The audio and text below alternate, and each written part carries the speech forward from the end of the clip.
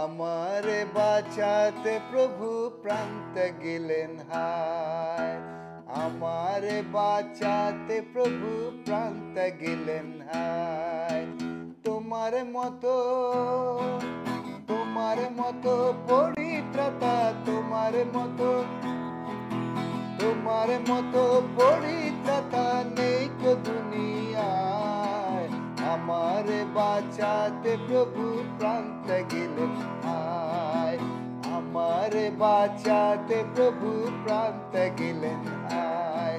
প্রভু যিশু আমার পাপের জন্য মারা গেছেন, তিনি আমাকে বাঁচিয়েছেন। পাপের পাকে ডুবেছিলেন, তোমায় কত দুঃখ দিলেন। আমরা যখন পাপ করি, ঈশ্বর, যেহেতু আমরা ঈশ্বরের বিরোধিতা আলোচনা করি, তিনি দুঃখ পান। পাপের পাকে ডুবেছিলেন, তোমায় কত দুঃখ দিলেন যিশুর দ্বারা, যিশুর মৃত্যুর দ্বারা। এবার আমি রক্ষা পেলাম, এবার আমি রক্ষা পেলাম তব করুণায়। আমারে বাঁচাতে প্রভু প্রান্তে গেলেন হায়। আমারে বাঁচাতে প্রভু প্রান্তে গেলেন হায়। আমারে বাঁচাতে প্রভু প্রান্তে গেলেন হায়। আমার একটা গান মনে পড়ছে একই প্রকারের। ঈশ্বর তার পুত্রকে পৃথিবীতে পাঠিয়েছিলেন যেন আমাকে বাঁচাতে পারেন। আর সেই জন্য আমি আজকে গান করতে পারি, ঈশ্বর আমাকে বাঁচিয়েছেন তার প্রিয় পুত্রের দ্বারা। পাপী ত্রাণের জন্য যিশু ক্রুশে সঁপেন প্রাণ, তার মতো কেউ নেই ভুবনে এমন দয়াবান। পাপী ত্রাণের জন্য যিশু ক্রুশে সঁপেন প্রাণ, তার মতো কেউ নেই ভুবনে এমন দয়াবান। পাপী ত্রাণের জন্য যিশু। প্রভু যিশু, আমরা তোমাকে ধন্যবাদ দিই যে তুমি আমার পাপের জন্য মৃত্যুবরণ করেছ, যেন আমি জীবন পাই, আমি স্বর্গে যেতে পারি, তোমার সন্তান হতে পারি পিতা। আর আজকে তুমি আমাকে সেই সুখ দিয়েছ, সেই জীবন দিয়েছ, সেই অধিকার দিয়েছ তোমার সন্তান হবার জন্য। আমরা তোমাকে প্রভু ধন্যবাদ দিই দুহাত তুলে। প্রভু ধন্যবাদ। প্রভু এখনো যদি কেউ রয়েছে যারা এখনো তোমার পাপের ক্ষমা পায়নি, প্রভু যিশু, তোমাকে হৃদয়ে গ্রহণ করে পাপ স্বীকার করে প্রভু তুমি সেই যারা এখনো অন্ধকারের মধ্যে রয়েছে, প্রভু তোমাকে খুঁজছে। তুমি বলছো আমি তোমার দ্বারে, হৃদয়ে দ্বারে দাঁড়িয়ে আঘাত করছি, কেউ যদি আমার রব শুনে তার হৃদয়কে খুলে দেয়, আমি তার মধ্যে প্রবেশ করব। তুমি বলেছো, হে পরিশ্রান্ত ভারাক্রান্ত লোক সকল আমার কাছে আইসো, আমি তোমাদিগকে বিশ্রাম দেব। পিতা, তোমার এই সমস্ত আশীর্বাদ তুমি আজকে আমাদেরকে দিয়েছ। যদি এখনো কেউ পায়নি পিতা, তুমি আজকেও এই সময় উনাদের জন্য রয়েছে প্রভু। ধন্যবাদ তোমার এই সমস্ত আশীর্বাদের জন্য। আরেকবার তোমাকে ধন্যবাদ দিই পিতা, তুমি তোমার বাক্যকে আমাদেরকে দিয়েছ, যে বাক্যের মাধ্যমে প্রভু আমরা যে আশীর্বাদ পেয়েছি অনেকের কাছে সেটাকে বহন করে নিয়ে যেতে পারি। অনেকের আশীর্বাদের কারণ প্রভু আমরা হতে পারি। তোমার বাক্যেতে প্রভু আজকে আশীর্বাদ করো পবিত্র আত্মা, তোমার অভিষেক দিয়ে এই বাক্যকে অভিষিক্ত করো, যিশুর নামেতে চাই, আমেন। স্বাগত জানাই আপনাদের প্রত্যেককে আজকের বাইবেল অধ্যয়নে।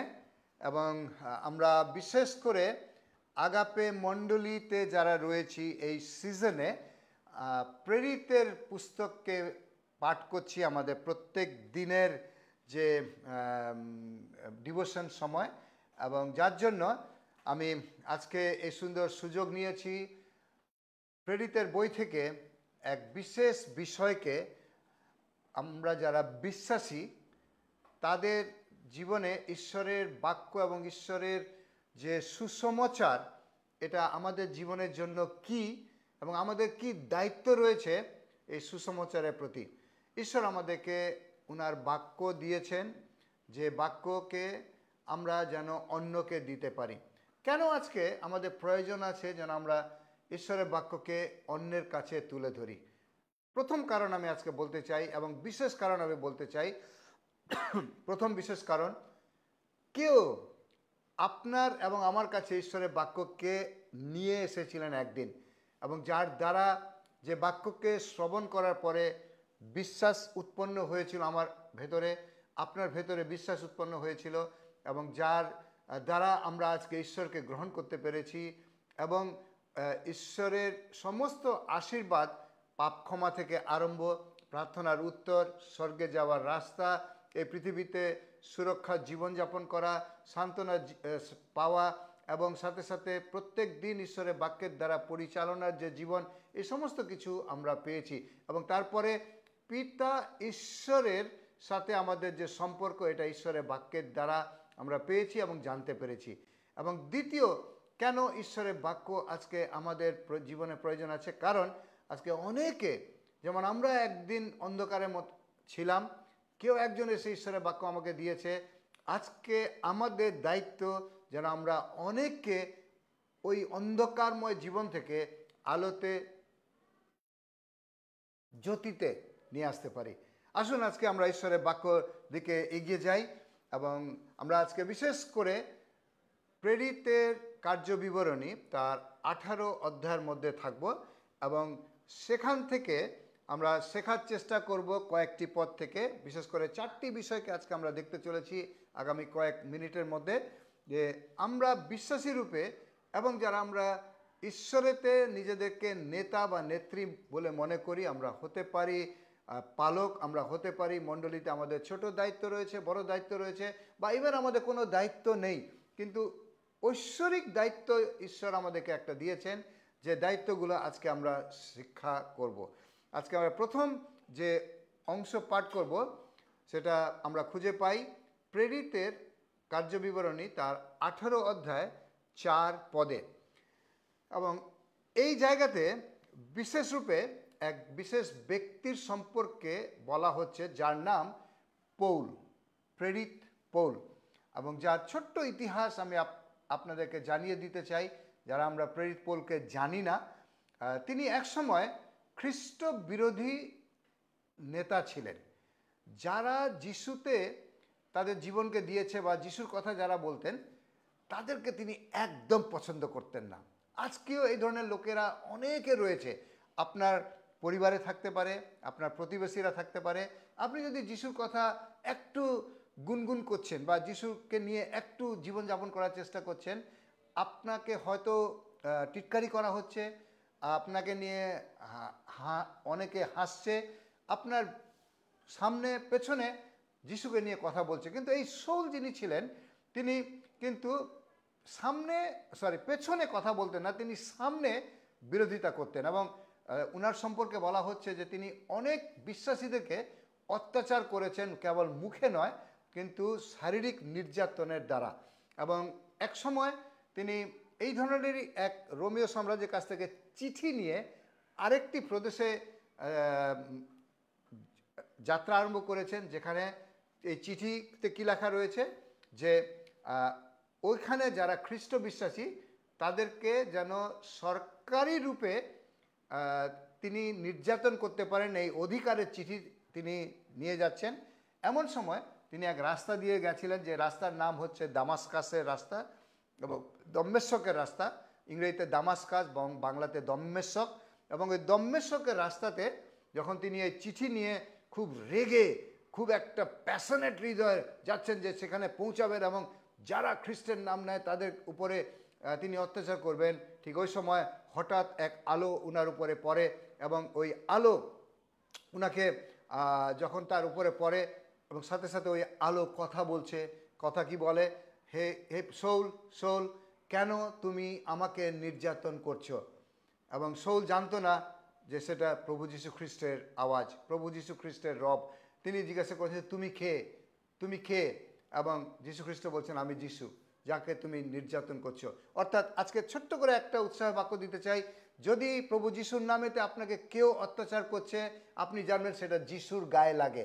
ওকে, এবং যীশু সেখানে আপনাকে অত্যাচার করা, যীশুর অত্যাচার করা, আপনাকে নির্যাতন করা, যীশুর নির্যাতন করা। এবং যে যীশু বলছেন, তুমি আমার লোককে নির্যাতন করছো, অর্থাৎ তুমি আমাকে নির্যাতন করছো। এবং সাথে সাথে সেইখানে শৌল প্রভু যীশুর সাথে সাক্ষাৎ করেছিলেন, এবং যীশু উনাকে সেদিন থেকে বেছে নেন, এবং তারপরে শৌলের জীবন পরিবর্তন হয়, তিনি হয়ে যান পৌল। এবং অনেক লম্বা সুন্দর গল্প না কাহিনী, যেটা শৌলের জীবনে ঘটেছিল। তারপরে তিনি যখন যিশুকে ব্যক্তিগত রূপে জানতে পেরেছিলেন যে যিশুই হচ্ছেন মুক্তিদাতা, তিনি পাড়াতে পাড়াতে, গ্রামে গ্রামে, দেশে, এক একটা দেশ থেকে আরেকটা দেশ, এক একটা দ্বীপ থেকে আরেকটা দ্বীপে গিয়ে ঈশ্বরের বাক্যকে প্রচার করতেন। অনেকে তাকে আবার গ্রহণ করত, অনেকে তাকে গ্রহণ করতে পারতো না। ঠিক এইরকম সময় উনার সম্পর্কে লেখা রয়েছে প্রেরিত তার 18 অধ্যায় 4 পদে, প্রতি বিশ্রামবারে তিনি অর্থাৎ পৌল সমাজ ভবনে গিয়ে আলাপ আলোচনা করতেন। না, আমরা প্রত্যেকে আলাপ আলোচনা করতে ভালোবাসি। কি আলাপ আলোচনা করি? যেটা আমার ইন্টারেস্টের বিষয়। যারা আমরা ক্রিকেট ভালোবাসি তারা আমরা ক্রিকেটের বিষয়ে আলোচনা করি, যারা আমরা রাজনীতিক ভালোবাসি তারা রাজনীতি, যারা আমরা ইকোনমিক্স রয়েছি, অর্থনীতিবিদরা রয়েছি, তারা আমরা অর্থ নিয়ে, দেশের অর্থকে নিয়ে আলোচনা করি। আর বা অনেকে কারেন্ট ইস্যুস, যা কিছু ঘটছে দেশের মধ্যে বা পৃথিবীতে, আমরা সেই বিষয়গুলোকে নিয়ে আলোচনা করি। কিন্তু জানেন, পৌল যখন বিশ্রাম গৃহেতে যেতেন, তিনি ঈশ্বরকে নিয়ে আলোচনা করতেন। আজকে আমি প্রথম বিষয়, বিশ্বাসীরা যারা আমরা এখানে রয়েছি, আমি আজকে প্রশ্ন করতে চাই নিজেকে এবং প্রত্যেককে, আমরা যখন কারোর সাথে এক জায়গাতে বসি, কাকে নিয়ে কি আলোচনা করি? অনেক গুরুত্বপূর্ণ বিষয়। পৌল প্রত্যেকটি বিশ্রামবারে তিনি সমাজ ভবনে গিয়ে আলাপ আলোচনা করতেন। এবং কি আলাপ আলোচনা করতেন? তার পরের বাক্যে লেখা রয়েছে, ইহুদি ও গ্রিকদের বিশ্বাস উৎপন্ন করার চেষ্টা করতেন। কিসের বিশ্বাস? আমি যিশুর দ্বারা উদ্ধার পেয়েছি এবং বাকিরাও যেন ওই যিশুর দ্বারা উদ্ধার পেতে পারে।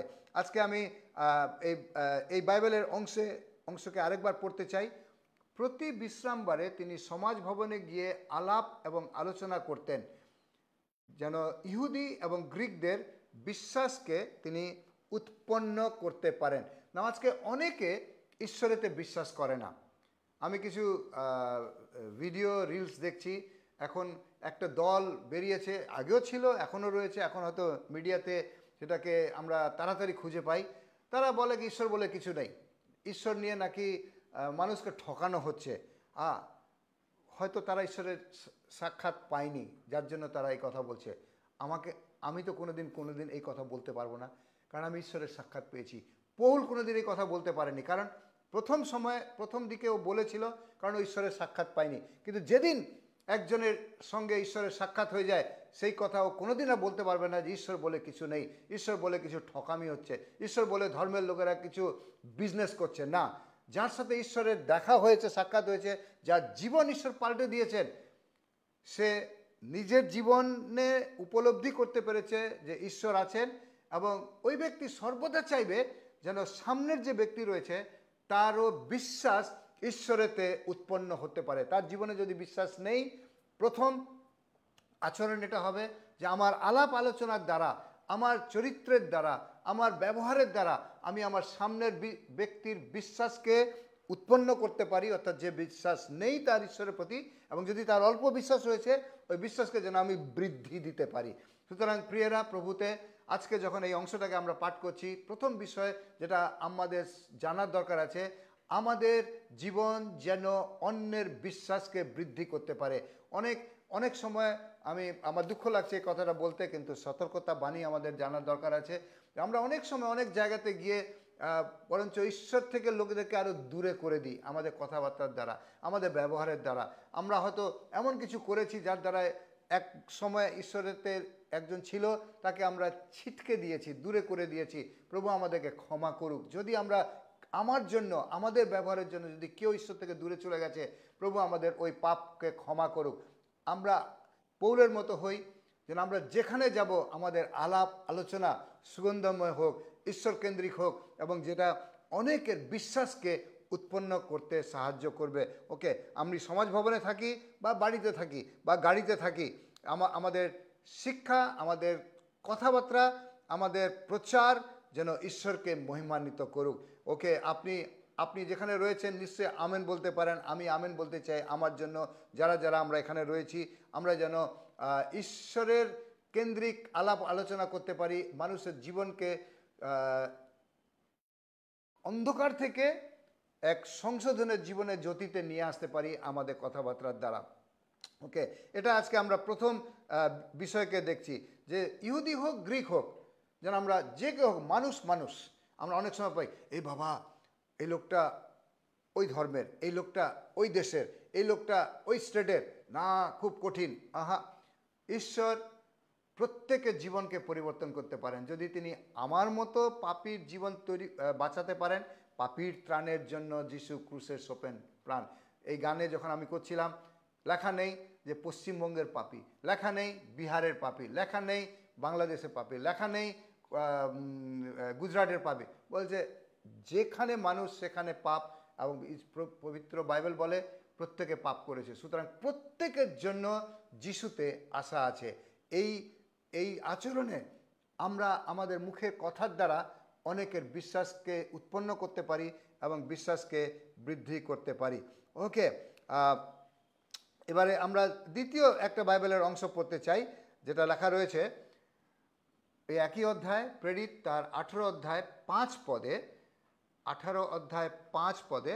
সেখানে লেখা রয়েছে, যখন সিল ও তিমোথি ম্যাসিডোনিয়া থেকে উপস্থিত হলেন, পৌল সম্পূর্ণরূপে নিজেকে প্রচার কার্যে উৎসর্গ করলেন এবং তিনি ইহুদিদের কাছে সাক্ষ্যদান করতে লাগলেন যে যিশুই ছিলেন মসীহ। আজকে প্রথম বিষয় এই পদ থেকে আমি যেটা তুলে ধরতে চাই, যে সৌল এবং তিমোথি সম্পর্কে লেখা রয়েছে এরা ট্রাভেল করছে এক জায়গা থেকে অন্য জায়গায়। কেন? ঈশ্বরের প্রচার কাজের জন্য পৌল তাদের সাথে যোগ দিয়েছে। অর্থাৎ ওরা যেখানে যাচ্ছে ঈশ্বরের সুসমাচারকে নিয়ে যাচ্ছে। আজকে প্রিয়রা, আমাদের চরিত্র এমনটা হোক, আমি কলকাতাতে থাকি, আমি বম্বেতে থাকি, দিল্লিতে থাকি, ম্যাসিডোনিয়াতে থাকি, বা আমি ঢাকাতে থাকি, বা নেপালে থাকি, কোরিয়াতে থাকি, আমেরিকাতে থাকি, প্রত্যেকটি জায়গাতে যখন আমি যাই, আমি যেন ঈশ্বরকে বা ঈশ্বরের বাক্যকে তুলে ধরতে পারি। প্রচার করার সুযোগ আমরা পাবো, কিন্তু সাথে সাথে অনেক সময় আমরা প্রচার করার সুযোগ পাই না, কিন্তু সামনে দুজনকে পাই। সেখানে যেন ঈশ্বরের সাক্ষ্যকে, ঈশ্বরের বাক্য প্রচার আমরা করতে পারি। এবং পৌল কি প্রচার করছেন, এটা হচ্ছে আজকে দ্বিতীয় বিষয় এবং বিশেষ বিষয়, যে যিশুই হচ্ছেন মসিহা। যিশুই। আমরা পৃথিবীতে হয়তো অনেকগুলো রাস্তাকে অবলম্বন করছি রক্ষার জন্য। নাও, যিশু শব্দের অর্থ হচ্ছে মুক্তিদাতা, এবং মসিহা শব্দের অর্থ হচ্ছে অভিষিক্ত, বা মসিহা হচ্ছে আরবিক শব্দ, হিব্রু শব্দ, মেসায়া যেটা হচ্ছে গ্রিক, এবং সাথে সাথে যেটাকে আমরা যদি বাংলাতে বলি তো সেটা হচ্ছে খ্রিস্ট, যিশু খ্রিস্ট। তো যখন আমরা যিশু খ্রিস্ট বলি, এটা কিন্তু তখন আমরা না বুঝেও যদি আমরা বলছি, কি বোঝায় জানেন? যিশু যিনি মুক্তিদাতা এবং খ্রিস্ট যিনি অভিষিক্ত। সো অভিষিক্ত মুক্তিদাতা হচ্ছেন যিশু খ্রিস্ট। নাও, পৌল যাদের মধ্যে এই প্রচার করছিলেন, তারা যুগ যুগ ধরে মসিহা এবং এক মুক্তিদাতার অপেক্ষায় ছিলেন, যে একজন মসিহা আসবে এবং ইনি এসে আমাদেরকে এই পৃথিবীর যত প্রকারের অত্যাচারের রাজত্ব আছে সেখান থেকে আমাদেরকে রক্ষা করবে এবং আহ, নূতন এক রাজত্ব তিনি আমাদেরকে দেবেন। কিন্তু যিশু তো রাজার ঘরে জন্মগ্রহণ করেননি। তিনি তো জন্মগ্রহণ করেছিলেন এক গোয়াল ঘরে, এক সাধারণ পরিবারের দ্বারা, যার জন্য যিশুকে মসিহা রূপে গ্রহণ করা একটা অনেক বড় কষ্টকর বিষয় ছিল সেই সময়ের লোকেদের জন্য। পৌল সব কিছু জানার পরে তিনি যিশুর জন্মকে জানেন, তিনি যিশুর 30 বছরের সেই সামাজিক জীবনকে জানেন, তিনি 3.5 বছরের যিশুর সেবা কার্যকে জানেন, তিনি তার মৃত্যুকে জানেন, তিনি তার পুনরুত্থানকে জানেন, তিনি তার স্বর্গ আরোহণকে জানেন এবং তিনি বাক্য জানেন যে একজন মসিহাকে ভবিষ্যৎবাণী করা হয়েছে যে তিনি আসবেন। এই সমস্ত কিছুকে জেনে তিনি আজকে সেই সমস্ত লোকদের কাছে যিশুকে উপস্থাপনা করছেন যে তোমরা যে উদ্ধারকর্তার অপেক্ষায় রয়েছ তিনি এসে গেছেন আর আমি তার চাক্ষুষ প্রমাণ। যার জন্য এখানে বলা হচ্ছে তিনি সাক্ষ্য দান করছেন। পৌলের সাক্ষ্য আমরা প্রেরিতের বইতে পাই, খুব সম্ভবত 22 অধ্যায়, যদি আমি ঠিক আমাকে ক্ষমা করবেন, খুব সম্ভবত 22 অধ্যায় তিনি তার সাক্ষ্যকে দিচ্ছেন কিভাবে ঈশ্বরের সাথে তার সাক্ষাৎ হয়, যার জন্য তিনি সাক্ষ্য প্রদান করছেন যে যিশু খ্রিস্টই মসিহা এবং তার ওপরে তোমরা বিশ্বাস রাখো। নাও আজকে অনেকে এই উদ্ধারকর্তার কে খুঁজছে। প্রিয়রা, যারা আমরা উদ্ধারকর্তাকে পেয়ে গেছি, যাদের সাক্ষাৎ যিশু খ্রিস্টের সাথে হয়েছে, ওকে না, অনেকের সাক্ষাৎ কেবলমাত্র যিশুর সাথে হয়েছে। আমি পার্থক্যটা বোঝাতে চাই যে যিশুর সাথে সাক্ষাৎ এবং যিশু খ্রিস্টের সাথে সাক্ষাতের পার্থক্য আছে। কাদের কাদের সাথে যিশুর সাক্ষাৎ হয়েছে? যারা কেবল আশ্চর্য কাজের পেছনে দৌড়ায় যিশুর পেছনে, তারা কেবলমাত্র যিশুর সাথেই সাক্ষাৎ করেছে। অর্থাৎ যিশু হচ্ছেন কোনো কিছু থেকে আমাদেরকে মুক্তি দেওয়ার জন্য। ওটা হতে পারে অন্ধত্ব থেকে, হতে পারে শরীরের যে কোনো রোগ, অনেকগুলো রোগ রয়েছে, 39 প্রকারের রোগ রয়েছে পৃথিবীতে। আমি এবং আপনি যে কোনো রোগের মধ্যে ছিলাম, যিশু আমাকে রক্ষা করেছেন। যে কোনো বন্ধনের মধ্যে ছিলাম, ওটা হতে পারে নেশা, হতে পারে লোন, হতে পারে আরেক প্রকারের বন্ধন, যিশু রক্ষা করেছেন। কেবলমাত্র যদি আমরা যিশুকে রক্ষাকর্তা উদ্ধারকর্তা রূপে দেখেছি, তাহলে খালি আমাদের সাক্ষাৎ যিশুর সাথে হয়েছে। কিন্তু যিশুই মসিহা। মসিহা যখন পৌল অ্যাড করছে, তার অর্থ হচ্ছে ইনি এমন একজন উদ্ধারকর্তা যাকে ঈশ্বর স্বর্গ থেকে অভিষেক করে পৃথিবীতে পাঠিয়েছেন এবং তিনি একমাত্র স্বর্গে নিয়ে যাওয়ার পথ। তো কেবল পৃথিবীর কয়েকটা বিষয় থেকে উদ্ধারকর্তা তিনি নন, কিন্তু তিনি যিশু খ্রিস্ট, তিনি মসিহা। আজকে প্রিয়রা, আমরা দ্বিতীয় বিষয় আমি এই পদ থেকে নিতে চাই। পৌল যখন 4 পদে যেটা আমরা পড়েছি, তিনি যখন প্রচার করছেন, আলাপ আলোচনা করছেন, তিনি বিশ্বাসীদের ইহুদি এবং গ্রিকদের বিশ্বাস জন্ম দিচ্ছেন, উৎপন্ন করছেন। কিন্তু এখানে তিনি আরেকটু ডিপে যাচ্ছেন। তিনি প্রচার করে সাক্ষ্যের মাধ্যমে বলার চেষ্টা করছেন যে যিশু হচ্ছেন সেই খ্রিস্ট। অর্থাৎ তোমরা যদি উদ্ধার পেতে চাও, স্বর্গে যেতে চাও, তাহলে যিশুর উপরেই একমাত্র তোমাকে বিশ্বাস করতে হবে। সো আজকে আমার যেটা চুনৌতি, চ্যালেঞ্জ আমাদের প্রত্যেকের জন্য যারা আমরা প্রভুতে রয়েছি, যে যখন আমরা কারো কাছে ঈশ্বরের বাক্যকে নিয়ে যাই, আমাদের যেন আচরণ একটা হোক, কেবল তার সাময়িক একটা উদ্ধার কার্যকে জন্য যেন যিশুকে ব্যবহার না করি। হ্যাঁ, নিশ্চয়ই প্রথম দিকে হয়তো তাকে ঈশ্বরের কাছে নিয়ে আসতে, পরিচয় করার জন্য আমরা যিশুকে ব্যবহার করতে পারি, কিন্তু আস্তে আস্তে সেই ব্যক্তিদেরকে আমাদেরকে পরিচয় করে দিতে হবে যে যিশুই হচ্ছেন খ্রিস্ট, যিশুই হচ্ছেন মসিহা, যার দ্বারা আমরা ঈশ্বরের সাথে আমাদের সম্পর্ককে স্থাপন করতে পারি। আর যেটা হয়তো যোহন 1:12-কে আমরা আনতে পারি যে কেহ যিশুকে বিশ্বাস করবে এবং গ্রহণ করবে, সে ঈশ্বরের পুত্র হইবার অধিকার পাবে। যোহন 3:16-কে আনতে পারি, যে কেহ যিশুর উপরে বিশ্বাস করবে সে অনন্ত জীবনের অধিকারী হবে। সো যিশু কেবল একটা প্রার্থনার উত্তর দেনেওয়ালা ঈশ্বর নন, কিন্তু তিনি হচ্ছেন যিশু খ্রিস্ট। সো আজকে আমাদের আচরণ, যখন আমরা ঈশ্বরের বাক্যকে কারো কাছে নিয়ে যাই, আমাদের গভীর আচরণ এটা হোক যেন একজনকে আমরা বিশ্বাস করিয়ে দিতে পারি যে যিশুই হচ্ছেন খ্রিস্ট। ওকে, আমাদের সাক্ষ্য, আমাদের প্রচার, আমাদের টিচিং, আমাদের আলাপ আলোচনা যেন আলটিমেটলি ফোকাসড হয় যে যিশুই হচ্ছেন খ্রিস্ট। এবারে তৃতীয় অংশে আমরা যেতে চাই আজকে। তৃতীয় বাইবেলের পদ 8 পদ।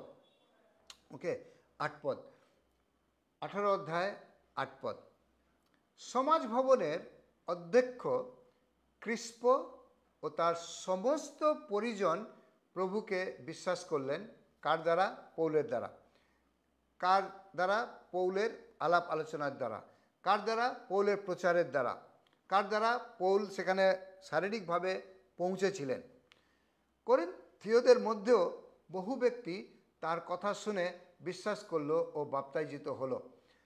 বিশ্বাসীরা, প্রভুর লোকেরা, নেতারা, নেত্রীরা, পাস্টর, লিডার্স, যারা আমরা এই ঈশ্বরের বাক্যকে শুনছি, এটা আমাদের দায়িত্ব যেন আমরা অনেক সময় কোনো একটা পরিবারে যখন প্রবেশ করি, সেখানে কোনোভাবে যদি একজনকে প্রভুর কাছে নিয়ে আসতে পারি, আমরা ভাবি আমরা সার্থক হয়ে গেছি, আমরা সফলতা পেয়ে গেছি।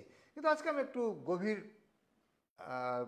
বিষয়কে তুলে ধরতে চাই যে সমাজ ভবনে অধ্যক্ষ ক্রিস্প, অর্থাৎ আগে এই প্রফেসর বা অধ্যক্ষ ক্রিস্প, তিনি প্রভুকে জানতে পেলেন, কিন্তু পৌলের যেটা লক্ষ্য সেখানে শেষ হচ্ছে না। তিনি তার সমস্ত পরিজনকে প্রভুতে বিশ্বাস করালেন। আজকে এটা আমার প্রার্থনা ঈশ্বরের কাছে যে আমরা যখন কারো কাছে সুসমাচার দিই, সাপোজ মনে করুন মিস্টার রহিম আমাদের সামনে আছেন, তাকে আমি সুসমাচার দিচ্ছি, কিন্তু তার পরিবারে আরও 6 জন আছে।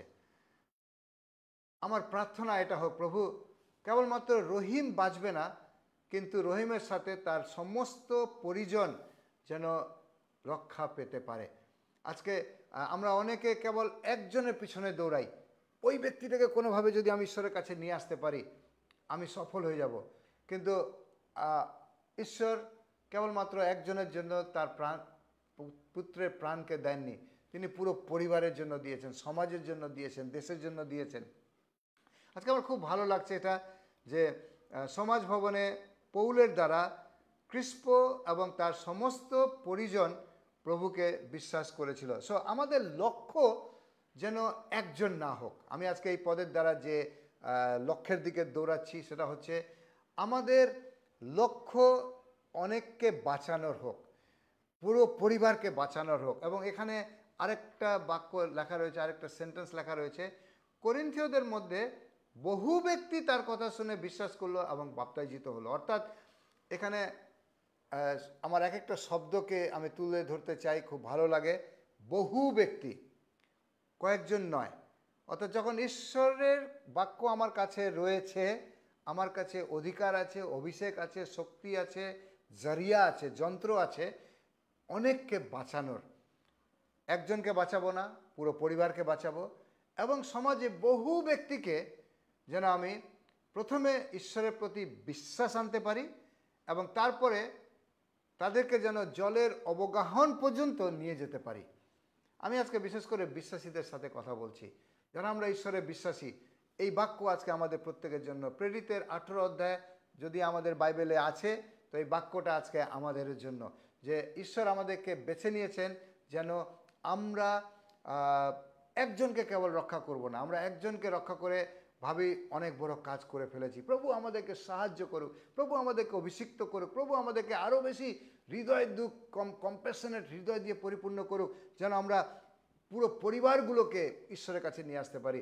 আমার আজকে মন কাঁদছে অনেকগুলো পরিবারের জন্য, যে আজকে হয়তো একজন প্রভুতে রয়েছে, প্রভুতে পুরো পরিবারকে তোমার কাছে কিভাবে নিয়ে আসতে পারি। যার জন্য আমি আজকে আমার ঈশ্বরের কাছে একটা প্রার্থনা, প্রভু তুমি আমাকে পরিবারগুলোতে নিয়ে যাও, যেখানে পুরো পরিবার, বাবা মা স্বামী স্ত্রী ছেলে মেয়ে সবাই একসাথে বসে ঈশ্বরের বাক্যকে শুনবে এবং ঈশ্বরের প্রতি তাদের বিশ্বাস জন্ম নেবে এবং বৃদ্ধি পাবে।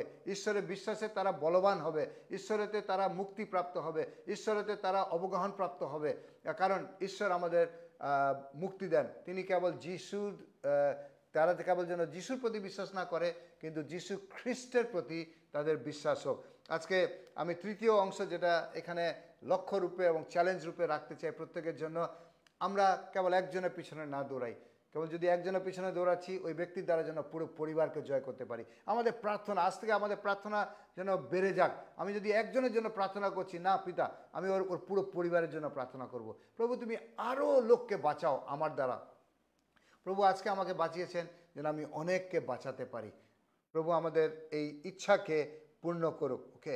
এবং বাইবেল বলছে, এখানে লেখা রয়েছে যে যখন পৌল প্রচার করতে আরম্ভ করলো সাহসের সাথে, পরিবার ঈশ্বরকে বিশ্বাস করলো, এবং পৌল জানতো না, আমি জানি না, পৌল হয়তো জানতো না যে যারা যারা ঈশ্বরের বাক্য শুনছে তারা অনেকে বিশ্বাস করবে, কিন্তু পৌল তার কাজ করে গেল। এবং এই 8 পদ বলছে যে বহু ব্যক্তি তার কথা শুনে বিশ্বাস করলো। আমার মনে পড়ছে সমরীয় নারীর কথা। সমরীয় নারীকে এতদিন কেউ পছন্দ করতো না তার পাড়াতে, কিন্তু যেদিন সে ঈশ্বরের সাথে সাক্ষাৎ পেল, যিশুর সাথে তার সাক্ষাৎ হলো, সে ফেরত গেল এবং পাড়ায় পাড়ায় গিয়ে বলতে আরম্ভ করলো, এই জানো, এমন এক ব্যক্তির সাথে আমার পরিচয় হয়েছে। সমরীয় নারী বাই দ্য ওয়ে যিশুকে মসিহা রূপে বলেছিল যে ইনি সেই খ্রিস্ট, এবং তিনি কি বলছেন, এই মসিহা আমার সব কিছু বলে দিয়েছে, ইনি সেই মসিহা। এবং যোহন লিখিত সুসমাচার তার 4 অধ্যায় লেখা রয়েছে, সমরীয় নারীর সাক্ষ্যের জন্য পুরো সমরীয় লোকেরা প্রভু যিশুতে বিশ্বাস করলো। সো আজকে ওই একই অধিকার, অভিষেক আমরা ঈশ্বরের কাছে চেয়ে নিই। সময় এসছে প্রিয়রা, যেন যখন আমাদেরকে অনেকের কাছে, একজন না, অনেক বছর পর্যন্ত আমরা যদি একজনের জন্য দৌড়িয়েছি, কিন্তু আজকে বাইবেল অধ্যয়নের মধ্যে দিয়ে যেটা আমি চ্যালেঞ্জ করতে চাই, সময় এসছে যখন আমরা অনেকের জন্য প্রার্থনা করব, অনেককে লক্ষ্য করে ঈশ্বরের সাক্ষ্য, ঈশ্বরের কার্য আমাদের জীবনে যেটা সাক্ষ্যরূপে হয়েছে সেটাকে যেন আমরা নিয়ে আসতে পারি। প্রভু আমাদেরকে সাহায্য করুক এবং শক্তি প্রদান করুক। এবং শেষ কথা বলতে চাই, যেটা চতুর্থ বিষয় আজকে, আপনি যখন ঈশ্বরের কথা বলবেন, শুনবেন, কখন আমরা চিন্তা করব না সবাই খুব আনন্দ মনে আমাকে গ্রহণ করবে। 6 পদে বলা হচ্ছে, শুনবেন, 18 অধ্যায় 6 পদে, যখন পৌল ঈশ্বরকে উপস্থাপনা করছেন, কিন্তু ইহুদিরা পৌলের বিরোধিতা ও কটু ভাষায় তার নিন্দা করায়, কি বলছে, যখন ঈশ্বরের কথা পৌল বলছে, অটোমেটিক একটা দল কিন্তু আপনার কে কটু ভাষায় কথা বলবে। হয়েছে কারো জীবনে? আমার জীবনে হয়েছে। আমি যখন প্রচার করতামই না, আমার নাম রবার্ট, স্কুলে গেছি, আমার এক বন্ধু ক্লাসমেট, ও যেই জানতে পেরেছে রবার্ট, ও তুই খ্রিস্টান, তোরা যিশুর লোক, ও ওই সময় থেকে আমার সম্পর্কে তারা খারাপ খারাপ কথা বলতে আরম্ভ করলো। আমি যিশুর কথা বলিনি, কিন্তু জাস্ট একটা যিশুর গন্ধ আমার নামের মধ্যে তারা পেয়েছে, তারা কটু ভাষায় কথা বলতে আরম্ভ করেছে। আপনাদের অনেকের জীবনে হয়েছে, যারা আপনারা এক বিশ্বাস থেকে প্রভুতে এসছেন, আপনার প্রতিবেশীরা, বন্ধু বান্ধবেরা, পরিবারের লোকেরা আপনাদের অনেককে কটু ভাষায় কথা বলেছেন এবং বিরোধিতা করেছে। এটা নতুন কিছু নয়, নতুন কিছু নয়। 2000 বছর আগে পৌলের জীবনে হয়েছে। উনি যখন অনেককে জীবনে আশীর্বাদ স্বরূপ আসছেন, একটা দল উঠে দাঁড়াচ্ছে, তার বিরুদ্ধে কথা বলছে, বিরোধিতা কথা বলছে, কটু ভাষায় কথা বলছে। এবং পৌল কি করেছিলেন জানেন? পৌল যিশুর একটা শিক্ষাকে তিনি তার জীবনে এনেছিলেন। পৌল কি বলছেন এখানে? তিনি প্রতিবাদ স্বরূপ তার পোশাককে ঝেড়ে তাদেরকে বললেন, তোমাদের রক্তের দায় তোমাদেরই মাথায় থাকুক। আমি আজকে একটা গভীর শিক্ষা দিতে চাই।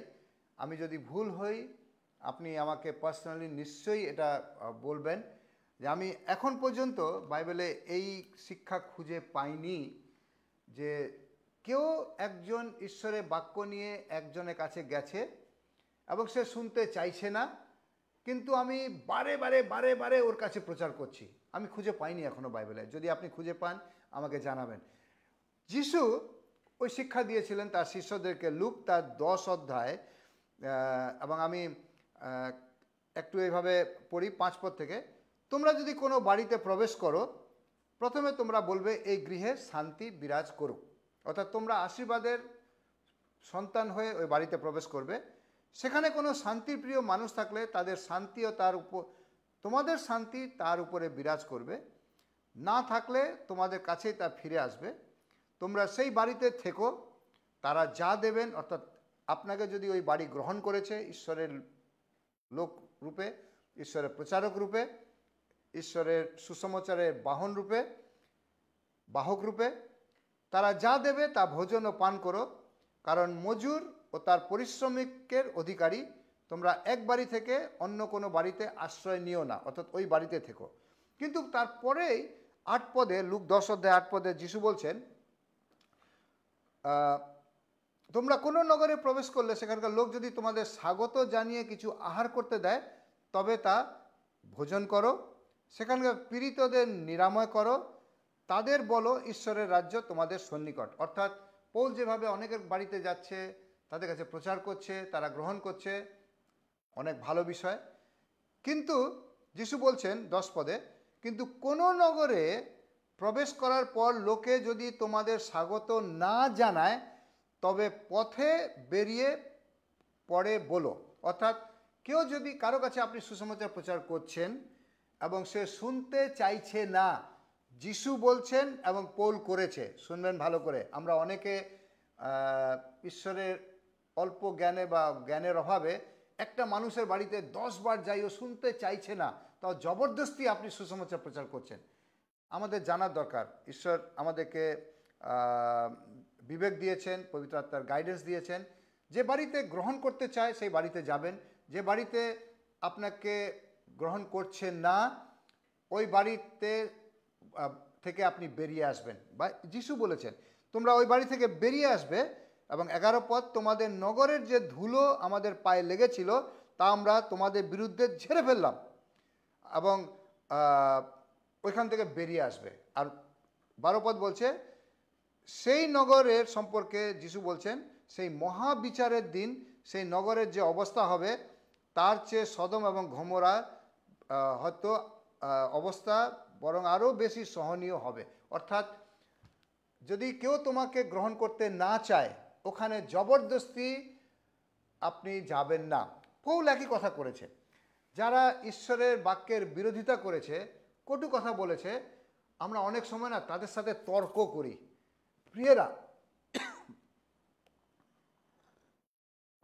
ঈশ্বরের বাক্য থেকে যেটা আমি শিখতে পাচ্ছি, যেটা আমি আপনাদের কাছে শেখানোর চেষ্টা করছি, যদি ঈশ্বরের বাক্যের বিরোধিতা কেউ আপনার সঙ্গে করছে, তর্কে যাবেন না, আপনি বরঞ্চ সেখান থেকে বেরিয়ে আসবেন।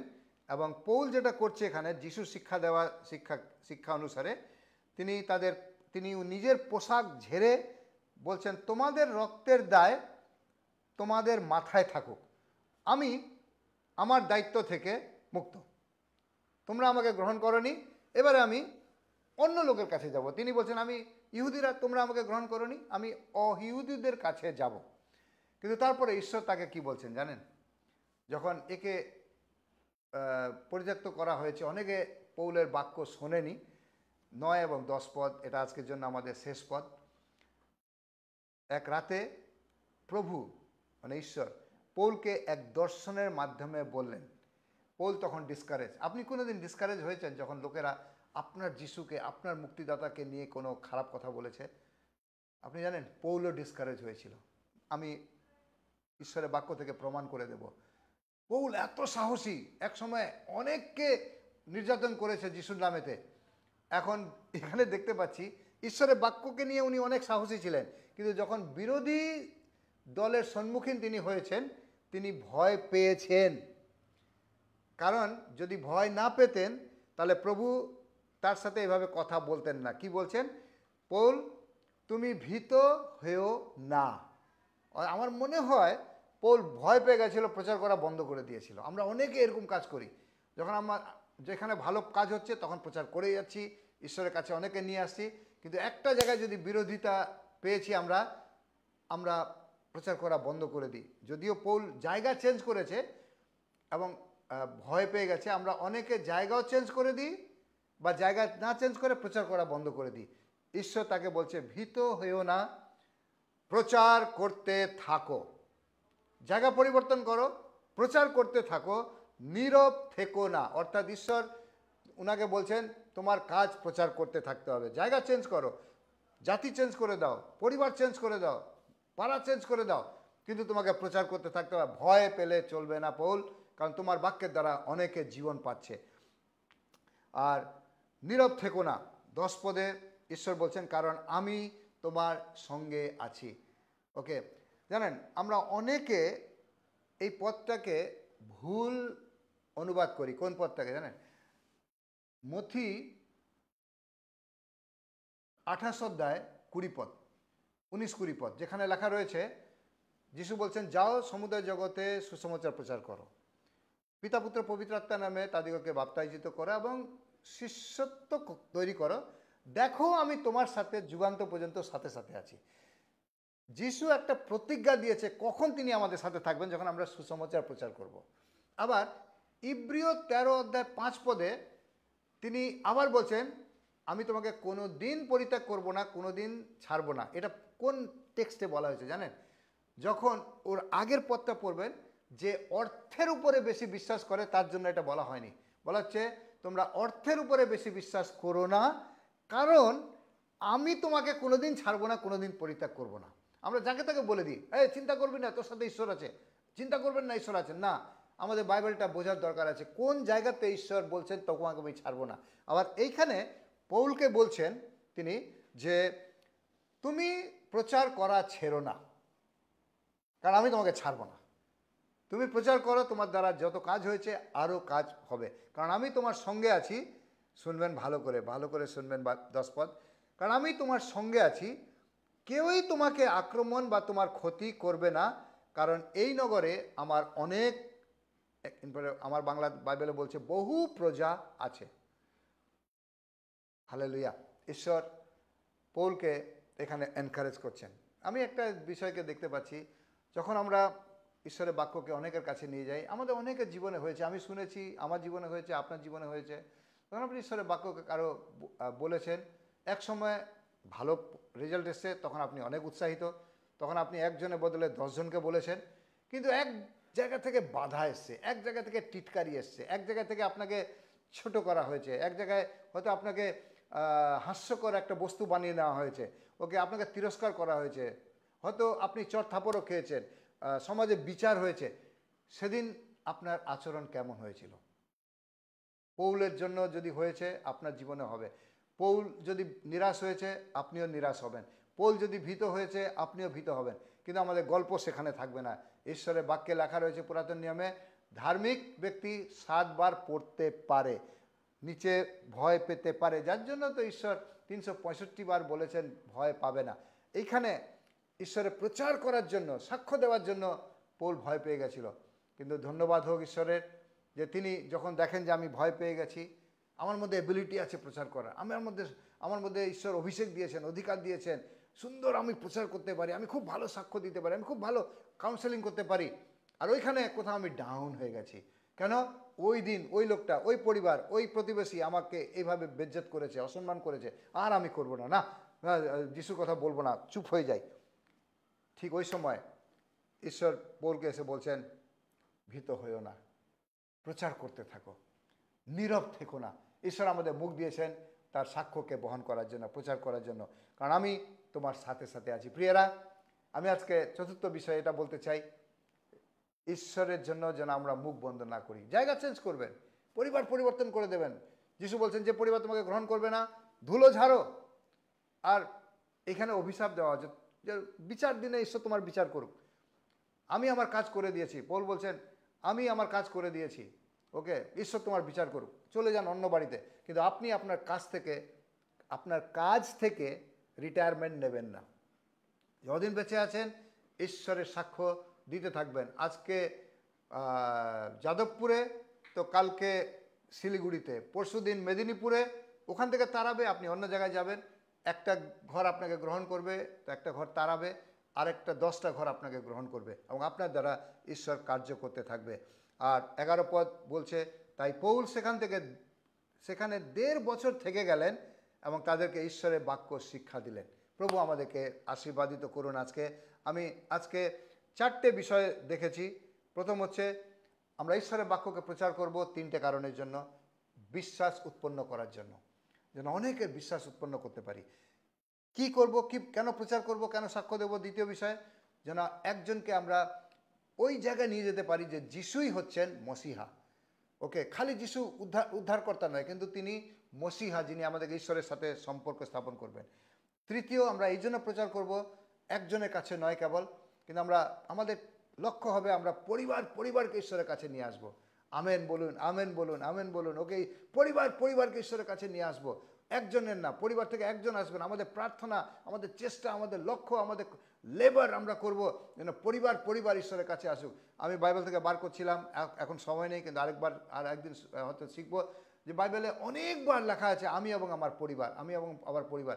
আগে আমি ভেবেছিলাম কেবল জিহোশুয়া, কেবল সে জেল রক্ষক, কিন্তু কেবল নোহ, কিন্তু এখন প্রেরিতের বই থেকে আমি অনেকগুলো পেয়েছি যেখানে বলছে আমি এবং আমার পরিবার। সো পরিবারগতভাবে যেন আমরা ঈশ্বরেতে লোকেদেরকে বাঁচাতে পারি এবং বহু জনের বিশ্বাসের কারণ এবং বাপ্তিস্মার কারণ আমি হতে পারি।